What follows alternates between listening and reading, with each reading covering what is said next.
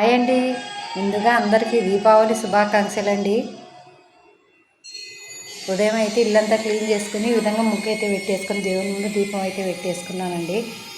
ఇదైతే బయట అండి, బయట కూడా అయితే ఈ విధంగా అయితే ముగ్గు అయితే పెట్టేసుకున్నాను. ఈరోజు మా టిఫిన్ వచ్చేసి సొరకాయ రొట్టె అండి. నాకు సొరకాయ అంటే చాలా ఇష్టము. ఈ వీడియో చూసే వాళ్ళలో ఇంతమందికి సొరకాయ అంటే ఇష్టం అండి. సొరకాయ అయితే ఊరి దగ్గర నుంచి తెచ్చుకున్నాం అనమాట.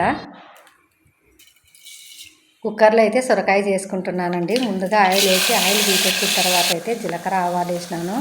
అవి చిటపట అన్న తర్వాత అయితే ఉల్లిగడ్డ వేసినానండి. ఉల్లిగడ్డ కొద్దిగా ఎర్రగైన తర్వాత కరివేపాకు వేస్తున్నాను. అవి రెండు ఆయిల్లో వేసిన తర్వాత అయితే ఇప్పుడు ముందుగా కడిగి పెట్టుకున్న సొరకాయ ముక్కలు అయితే వేస్తున్నానండి. ఈ సొరకాయలో ఆఫ్ అయితే తీసి పెట్టినానండి. రేపు సొరకాయ బజ్జీ అయితే చేసుకోవచ్చని. సొరకాయ బజ్జీ కూడా చాలా బాగుంటుందండి. వంకాయ బజ్జీ కంటే కొద్దిగా ఇంకా ఎక్కువ టేస్ట్ ఎక్కువే ఉంటుంది, కానీ తక్కువే ఉండదు, చాలా బాగుంటుంది. అదేవిధంగా ఆయిల్లో సొరకాయ ముక్కలు వేసిన తర్వాత అయితే తగినంత ఉప్పు, కారం, పసుపు అయితే వేసుకున్నానండి. వేసుకుని కుక్కర్ మూత పెట్టి అయితే ఒక విజిల్ అయితే రానిచ్చుకున్నానండి. కుక్కర్లో ఎందుకు వేసుకున్నానంటే కొద్దిగా తొక్కలు గట్టిగా ఉన్నాయండి, కొద్దిగా తోలు మంద ఉందని అయితే కుక్కర్లో వేసుకున్నాను.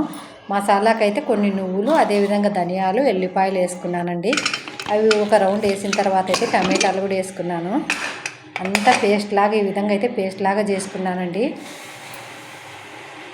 సొరకాయ ముక్క చూడండి ఒక విజిల్కి మెత్తగా ఉడికిపోయింది కదా. ఇప్పుడైతే ఈ పేస్ట్ వేసుకుంటున్నానండి.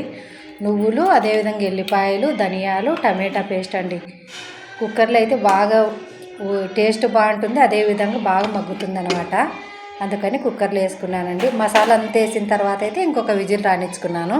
2 విజిల్లకైతే కూర ఈ విధంగా అయితే రెడీ అయిపోయిందండి. కూర చూడండి ఎంత చిక్కగా వచ్చిందో. ఈ విధంగా ఉంటుందండి, గ్రేవీ లాగా కుక్కర్లో. అందుకని నేను కుక్కర్లో అయితే చేసుకున్నాను.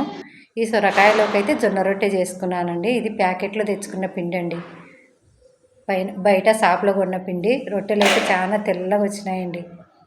జొన్న రొట్టె సొరకాయ ఎంతమందికి ఇష్టం అండి. చపాతీ కూడా బాగుంటుంది. నేనైతే రొట్టె చేసుకున్నాను. ఫస్ట్లో నాకు రొట్టె చేసేదే వస్తానులే అండి, కానీ ఇప్పుడు చాలా బాగా చేస్తాను రొట్టె అయితే. ఓకేనండి. రొట్టె చేసుకున్న తర్వాత రొట్టె ముక్కలుగా చేసుకొని సొరకాయ వేసుకొని తింటే సూపర్ ఉంటుందండి. ఈరోజైతే నేను అదే విధంగా తింటాను. ఓకే అండి. వీడియో నచ్చితే లైక్ చేసి సబ్స్క్రైబ్ చేసుకోండి. బాయ్ అండి.